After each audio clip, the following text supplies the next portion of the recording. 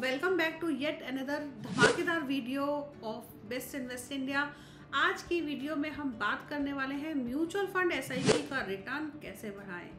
अगर आप एक म्यूचुअल फंड इन्वेस्टर हैं और आपकी एसआईपी चल रही है या फिर आपने किया है लमसम इन्वेस्टमेंट, तो आपने एसआईपी से रिटर्न कैसे बढ़ाएं इसके बारे में बात करेंगे। तो आज की वीडियो में बने रहिएगा और पूरे के पूरे 10 पॉइंट्स को बहुत ही ध्यान से देखिएगा और अप्लाई कीजिएगा, तो डेफिनेटली आपके इन्वेस्टमेंट से आपका रिटर्न यहाँ से बढ़ने वाला है, माइंडेड बढ़ने वाला है और ये कई गुना मल्टीफोल्ड आपका रिटर्न यहाँ से बढ़ सकता है। रिटर्न में अगर 1% का भी डिफरेंस आता है तो आपका जो पैसा है वो कई गुना बढ़ जाता है। तो ध्यान से देखिएगा, यहाँ पर एक एक पॉइंट को हम कवर करेंगे और कोशिश करेंगे कि आपको ये पूरे पॉइंट्स हम अच्छे से एक्सप्लेन कर सकें।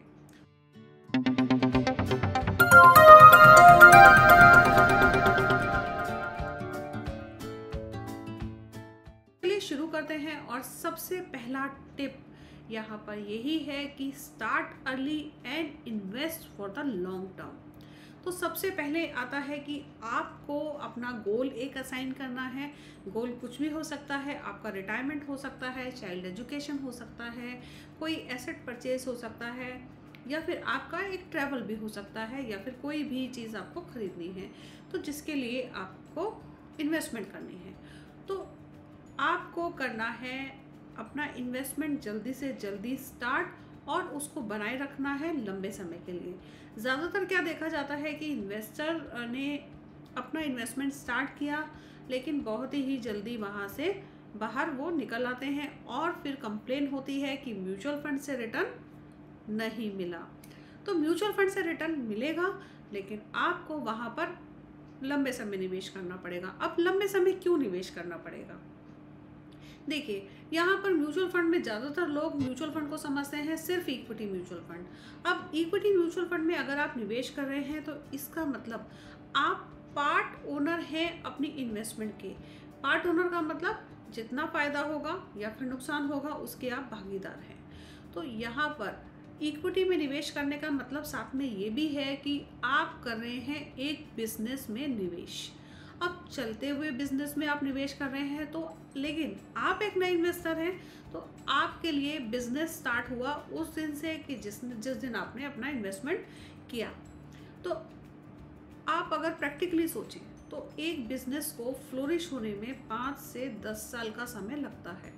तो आपको वो म्यूचुअल फंड कैसे 1 साल में या 2 साल में रिटर्न दे देगा? तो आपको भी यहाँ पर निवेश करके रखना पड़ेगा 5 साल या उससे ज़्यादा समय। हाँ, ये हो सकता है कि म्यूचुअल फंड की परफॉर्मेंस अगर डाउन जाती है तो उस केस में कुछ हमें और करना पड़ेगा, उसके बारे में हम आगे बात करने वाले हैं। तो ये तो हुआ कि आपको जल्दी अपना इन्वेस्टमेंट शुरू करना है और लॉन्ग टर्म के लिए बरकरार रखना है। अगर आप जानना चाहते हैं कि कितना डिफरेंस पड़ता है और कैसे पड़ता है तो आप आई बटन पे क्लिक कर हमारी दूसरी वीडियो में जाइए और वहाँ पर हमने पूरे कैलकुलेशन के साथ समझाया है कि क्यों इसमें इतना डिफरेंस आता है। ये बहुत ज़रूरी है कि आप रेगुलरली अपनी म्यूचुअल फंड स्कीम में इन्वेस्ट करते रहें और एक डिसिप्लिन मैनर वहाँ पर बनाए रखें, क्योंकि ये बहुत ज़रूरी है कि आप लगातार अपनी इन्वेस्टमेंट करते रहें। मार्केट चाहे ऊपर जाए या नीचे जाए, मार्केट का कोई भी डायनेमिक्स हो सकता है उस दौरान के लिए, लेकिन बहुत सारे समय में ऐसा देखा जाता है कि मार्केट अगर बहुत अप है या फिर बहुत लो है तो इन्वेस्टर बहुत ज़्यादा डर जाते हैं और सोचते हैं कि अभी सही समय नहीं है निवेश करने का और वो वहाँ पर निवेश नहीं करते। लेकिन आप वहाँ पर अपने निवेश को बनाए रखिए, क्योंकि कोई भी नहीं जानता मार्केट अगले दिन अगले महीने कहाँ पर जाके पहुँचेगी। अगर आपने इन्वेस्टमेंट स्टॉप कर दिया तो काफ़ी बार बहुत सारी चीज़ें हो जाती हैं कि हम टाइमली अपना इन्वेस्टमेंट दोबारा से शुरू नहीं कर पाते। तो इसीलिए बहुत ज़रूरी है कि आप अपनी इन्वेस्टमेंट्स के साथ बने रहिए लंबे समय के। आपने सिर्फ शुरू करा, मान लीजिए कि 10,000 रुपये का या 5,000 का या 50,000 रुपये का, वो थ्रू आउट द टाइम 50,000 रुपये ही रहता है। आप उसको बढ़ाने के बारे में नहीं सोचते। आपकी सैलरी यहाँ से यहाँ पहुँच गई, लेकिन आपकी SIP अभी भी वहीं पर है। तो आपको अपना SIP का अमाउंट पीरियोडिकली बढ़ाना है।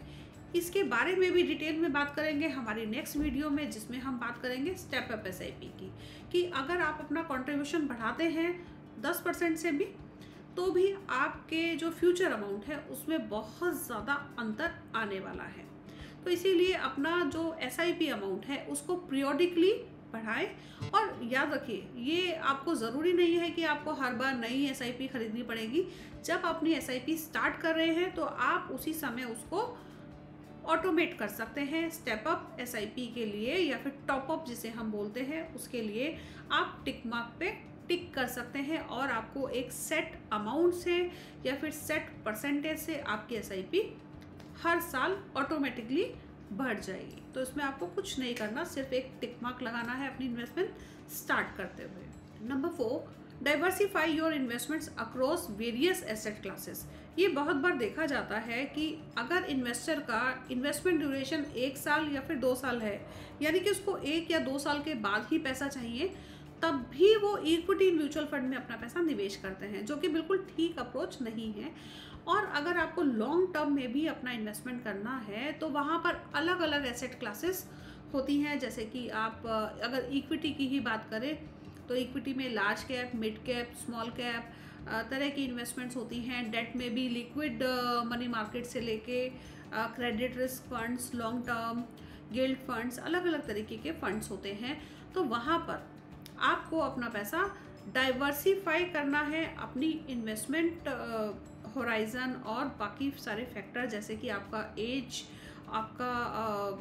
आपका कितना इन्वेस्टमेंट होराइजन है, आप कितना रिस्क ले सकते हैं, आपको कितने समय के बाद पैसा चाहिए, ये सब कुछ फैक्टर्स होते हैं। उसके बेसिस पर आपको अपना इन्वेस्टमेंट करना है और डाइवर्सिफाई करना है, लेकिन ओवर डाइवर्सिफाई नहीं करें, क्योंकि इससे भी काफ़ी ज़्यादा प्रॉब्लम आपको फेस करनी पड़ती है। मल्टीपल फॉर्म्स, मल्टीपल इन्वेस्टमेंट्स को मैनेज करना अपने आप में एक बहुत ज़्यादा टास्क बन जाता है। अपना रिस्क प्रोफाइल जानने के बाद ही इन्वेस्टमेंट करना बहुत ज़रूरी है, क्योंकि हो सकता है कुछ लोग ज़्यादा रिस्क में नहीं जाना चाहते और लेकिन वो म्यूचुअल फंड में इन्वेस्टमेंट कर रहे हैं और बाद में पता लगता है कि वो कह रहे हैं कि हमें वहाँ पर लॉस हो गया। तो लॉस आपके लिए नहीं होना चाहिए। आपको वहाँ पर इन्वेस्टमेंट करना है कुछ समय के लिए।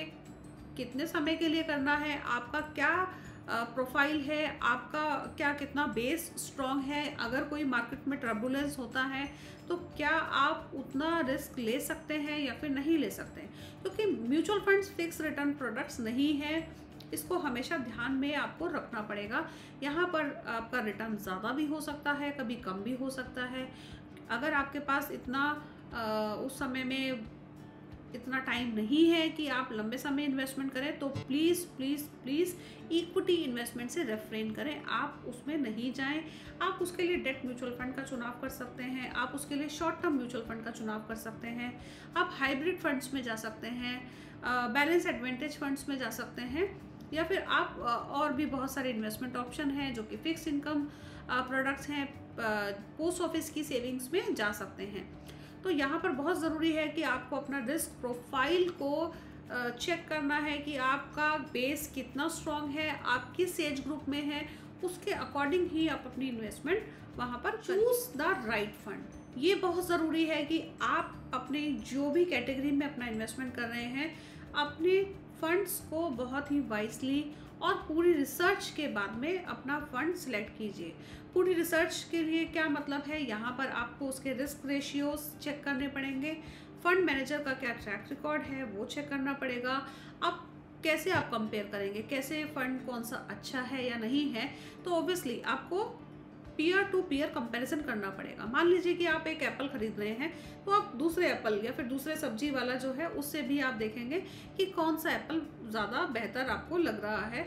तो ऑब्वियसली आपको पीयर टू पीयर कंपैरिजन करना पड़ेगा, मतलब सेम कैटेगरी के जो फंड हैं उससे कंपेयर करना पड़ेगा। कहीं दूसरा फंड तो बेहतर रिटर्न नहीं दे रहा और बेंचमार्क से रिटर्न कंपेयर करना पड़ेगा, और बाकी भी जो उसके रिस्क फैक्टर्स हैं, क्या जितना फंड जितना रिस्क ले रहा है क्या उसके एवज में उतना रिटर्न दे रहा है, कहीं उसकी परफॉर्मेंस तो ख़राब नहीं हो रही है समय के साथ में।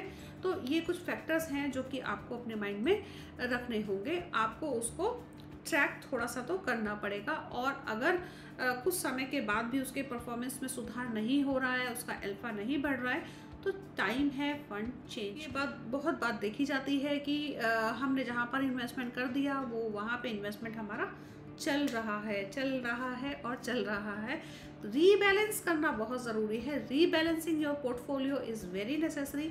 अगर आपने इक्विटी में अभी 70% लगाया है और 30% डेट में लगाया है, कुछ समय के बाद में ये होगा कि आपका इक्विटी ने ज़्यादा ग्रो कर लिया और आपका डेट ने उतना ग्रो नहीं किया, तो आपका 80:20 का रेशियो रह गया। तो रीबैलेंसिंग करना बहुत ज़रूरी है, क्योंकि इन्वेस्टर का जो भी रिस्क प्रोफाइल है उसके साथ अपने पोर्टफोलियो की रीबैलेंसिंग करना एक मैंडेटरी चीज़ हो जाती है, क्योंकि थोड़ा इन्वेस्टर के लिए भी बहुत अच्छा रहता है और फ्यूचर में उतना रिस्क नहीं लेके वो बेहतरीन रिटर्न जनरेट वहाँ से कर सकते हैं। सो अवॉइड फ्रीक्वेंट चेंजेस, ये बहुत इंपॉर्टेंट है कि आपको फ्रीक्वेंटली अनटिल अनलेस, ये बहुत ज़्यादा ज़रूरी है कि अगर बहुत ज़्यादा ज़रूरी नहीं है तो उसको हिलाने की ज़रूरत नहीं है। क्योंकि अगर आप 1 साल से पहले अपने पैसे निकालते हैं, अगर सपोज़ इक्विटी म्यूचुअल फंड है, तो वहाँ पर आपको एग्जिट लोड भी देना पड़ेगा, आपका वहाँ पर शॉर्ट टर्म कैपिटल गेन भी आपको लगेगा। तो बहुत ज़रूरी है कुछ फैक्टर्स को ध्यान में रखकर ही आप अपने म्यूचुअल फंड को उसकी पोजीशन से हिलाएं। अगर ये ज़रूरी नहीं है तो उस म्यूचुअल फंड को थोड़े समय वहाँ पर रहने दें, और फ्रीक्वेंट चेंजेस से कोई यहाँ पर फ़ायदा नहीं रहता। म्यूचुअल फंड्स स्टॉक्स नहीं हैं, क्योंकि एक म्यूचुअल फंड, एक सिंगल स्कीम कम से कम भी 60-70 स्टॉक में पैसा निवेश करती है। अगर वो डाइवर्सिफाइड म्यूचुअल फंड है तो ऑब्वियसली उसका रिटर्न अभी मान लो कि लो है, तो फ्यूचर में बढ़ भी सकता है। नंबर 9, आप कर सकते हैं अपनी टैक्स प्लानिंग अपने म्यूचुअल फंड से। तो अगर आप सेव कर रहे हैं अपने टैक्सेस के लिए भी, आपको सेव करना है अपना टैक्स, तो आप कर सकते हैं ELSS म्यूचुअल फंड में निवेश, जो कि है इक्विटी लिंक्ड सेविंग स्कीम्स। खासतौर की स्कीम्स हैं। सभी म्यूचुअल फंड्स में tax benefit under section 80C नहीं मिलता। आपको सिर्फ ELSS कैटेगरी में जाना है और वहाँ पर अपनी बेहतरीन स्कीम देखकर उसका चुनाव करना है और वहाँ पर अपना पैसा निवेश करना है। तो आप वहाँ पर सेव भी कर सकते हैं अपना टैक्स, और साथ में अपना पैसा भी मल्टीप्लाई कर सकते हैं। तो टैक्स सेविंग भी और वेल्थ क्रिएशन भी तो आप यहाँ से कर सकते हैं। और हमारा last tip, monitor your portfolio well. अब आप ये सोच रहे होंगे मॉनिटर कैसे करें, अपने रिटर्न देखने से क्या मॉनिटरिंग उसको कहते हैं? जी नहीं, यहाँ पर मॉनिटर का मतलब है कि आपको पीरियोडिकली अपना पोर्टफोलियो रिव्यू करना पड़ेगा या फिर करवाना पड़ेगा। क्योंकि पोर्टफोलियो रिव्यू से क्या फ़ायदा रहता है? पोर्टफोलियो रिव्यू से फ़ायदा रहता है कि क्या जो फंड हमने आज ख़रीदा है, क्या वो कल उतना ही रिटर्न दे रहा है जितना हमने एक्सपेक्ट किया था, या फिर उस फंड की परफॉर्मेंस जो है वो ड्रेस्टिकली डाउन जा रही है। तो अगर एक भी म्यूचुअल फंड ऐसा आपके पोर्टफोलियो में है जो कि पोर्टफोलियो की परफॉर्मेंस को नीचे खींच रहा है, तो उस फंड को चेंज करने की ज़रूरत है। और एक अच्छा पोर्टफोलियो रिव्यू आपको बता सकता है कि कौन से फंड से आपको बाहर निकलना है और उसको कैसे दूसरे फंड में अपना पैसा ट्रांसफ़र। आप एक फाइनेंशियल प्लानर की मदद से अपनी इन्वेस्टमेंट्स कर सकते हैं, पोर्टफोलियो रिव्यू करवा सकते। तो आज की वीडियो में इतना ही। मिलते हैं हमारी नेक्स्ट वीडियो में और बात करते हैं कुछ और इंटरेस्टिंग टॉपिक्स के बारे में।